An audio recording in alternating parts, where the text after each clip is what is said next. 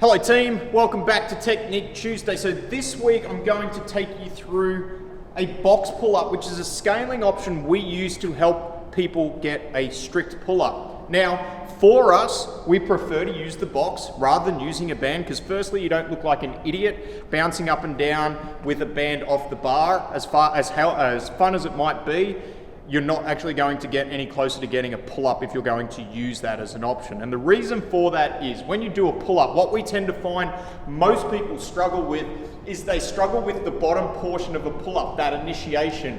And that's basically the part of the movement which is from here through to here, which comes from a lack of scapular strength and control. So what we want to do is we want to try and help you build the bottom portion of the movement. And if you're using a band and that band's wrapped around your feet, the most tension is on the band at the bottom of the movement. So if you're getting the most help in the part of the movement that you struggle the most with, it's not going to get you closer to your end goal, which is to be able to do a nice, good form, strict pull-up with your chin clearly over the bar. Now just remember, when we talk about pull-ups, we're talking about one with a double overhand grip. For us, when we refer to anything with an underhand grip, or where we got this grip on the bar, this for us is a chin-up. So we're talking about pull-ups today.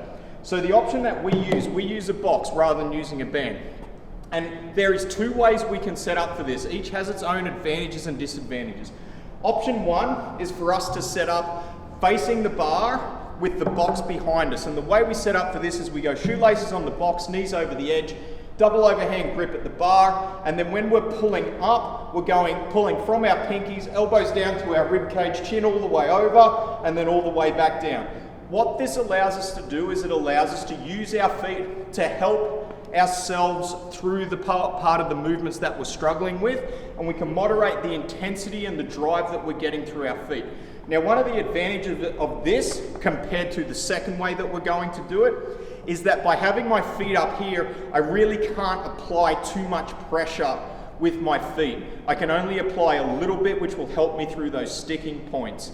Okay, the other thing, one of the problems with that is when people need to give themselves a little bit more help, they tend to drive really hard through their feet, which can force them into an overextended position and put a lot of pressure on their lower back.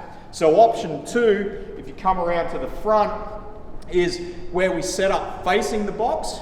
We have our feet out, we have our hips set back behind the bar. Same deal, pulling from those pinky fingers, elbows down to the ribs, chin clearly over the bar and going back down. What we want to try and do here, and the way we're going to set ourselves up, is we're going to have our feet up off the box, and we want to make sure our hips are behind the bar. We want to make sure that when we pull up, we're not turning it into this upright row. That nice straight torso, like we would if we're emulating doing a pull-up. The other thing with this, and probably the one downside with this, is if you do this with your feet flat on the box, we tend to find that people use their legs a little bit too much, so they restrict the amount of pulling they're doing with their upper body. So when we coach it, we try and get those feet as far out in front of our body as we can, and we're just keeping those heels down rather than those toes down, because that's going to allow us to moderate the amount of pressure that we're putting through our legs.